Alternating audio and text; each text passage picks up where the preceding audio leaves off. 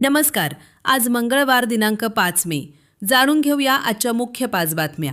आपण ऐकत आहात मराठी अपडेट समूहाचे दररोज सकाळी 7:30 वाजता प्रसारित होणारे Marathi update morning news podcast. पश्चिम बंगाल, आसाम आणि पुदुचेरीतील भाजपचा विजय हा पंतप्रधान नरेंद्र मोदी यांच्या नेतृत्वावरील जनतेच्या विश्वासाचे प्रतीक असल्याचे खासदार अशोकराव चव्हाण यांनी म्हटले आहे. निवडणूक निकालांबाबत प्रतिक्रिया व्यक्त करताना ते बोलत होते. दरम्यान याबाबत शहरात जल्लोष करत प्रमुख पदाधिकारी व कार्यकर्त्यांनी झालमुडी व मिठाई वाटून आपला आनंद व्यक्त केला. नांदेड महापालिकेवर भाजपाने सत्ता स्थापन केल्यानंतर अखेर काल विरोधी पक्षनेतेपदासाठी महापौर कविता मुळे यांनी एमआयएम पक्षाच्या दाव्याला मान्यता देत विरोधी पक्षनेतेपदी मसूद अहमद खान यांची नियुक्ती केली आहे. दरम्यान एमआयएमचे संख्याबळ 14 असून काँग्रेस व वंचित आघाडीचे संख्याबळ 15 आहे.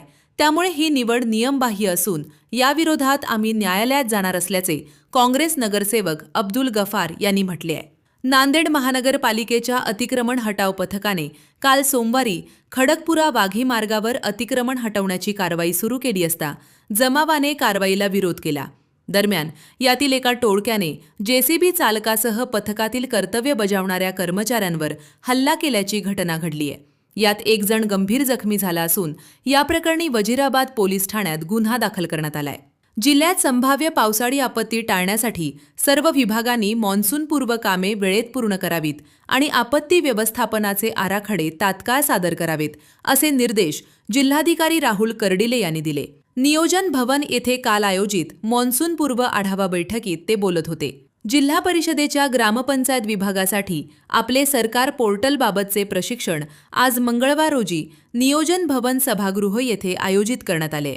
सर्व संबंधितांनी या प्रशिक्षणास उपस्थित राहावे असे आवाहन जिल्हा प्रशासनाने केले. दररोज सकाळी 7:30 वाजता Marathi update morning news podcast ऐकण्यासाठी मराठी अपडेट पॉडकास्ट यूट्यूब चॅनलला सबस्क्राईब करा. धन्यवाद.